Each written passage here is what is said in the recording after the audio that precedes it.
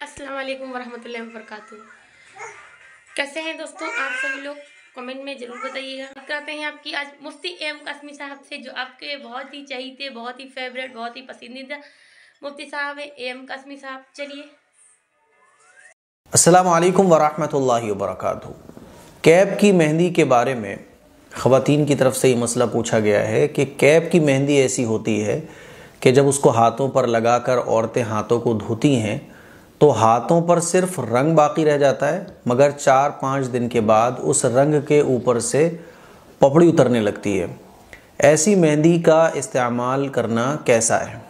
ऐसे ही एक सवाल और मेहंदी के मुताल्लिक़ पूछा गया कि आजकल बाज़ार में एक मेहंदी आई हुई है, उसको लगाया जाए तो लगाने के 10 या 15 मिनट बाद रंग ले आती है, लेकिन जब ये रंग उतरना शुरू होता है तो आम मेहंदी की तरह ये रंग नहीं उतरता है, बल्कि रबड़ की तरह खाल से जुदा होकर गिरता है।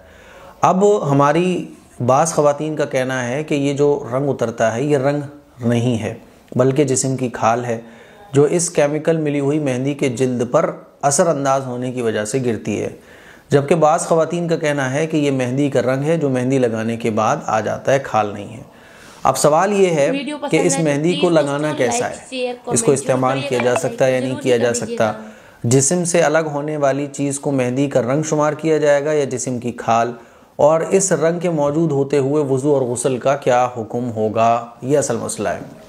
तो पहली बात तो आप ये समझें कि किसी भी तरह की मेहंदी का इस्तेमाल जायज़ है ना। और मेहंदी आपने लगाई हुई है और मेहंदी अगर लगी रह जाती है तो मान लीजिए मेहंदी आपने लगाई हुई थी, मेहंदी लगी हुई है, तो जाहिर सी बात है मेहंदी के ऊपर तो वज़ू और गुस्ल नहीं होगा।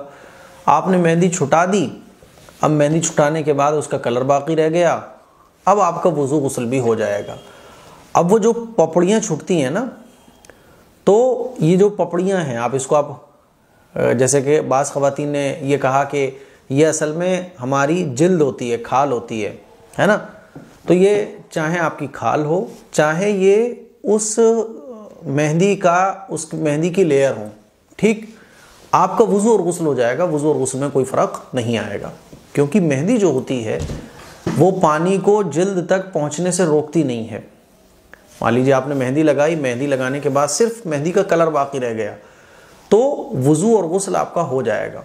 वो जो 2-3 दिन के बाद, 5 दिन के बाद, 6 दिन के बाद वो जो पपड़ियाँ और लेयर्स जो हटती हैं, तो उससे कोई फ़र्क आपके वज़ू गुस्ल पर नहीं पड़ेगा। तो नो प्रॉब्लम, आप जो बाज़ार में कैप वाली मेहंदी या जो इस टाइप की कॉन वाली मेहंदी आती हैं वो भी लगा सकती हैं, वज़ू और गुस्ल हो जाता है।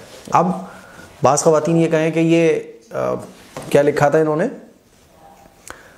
इन्होंने लिखा था कि ये जो मेहंदी है ये रंग है जो मेहंदी लगाने के बाद आ जाता है, खाल नहीं है।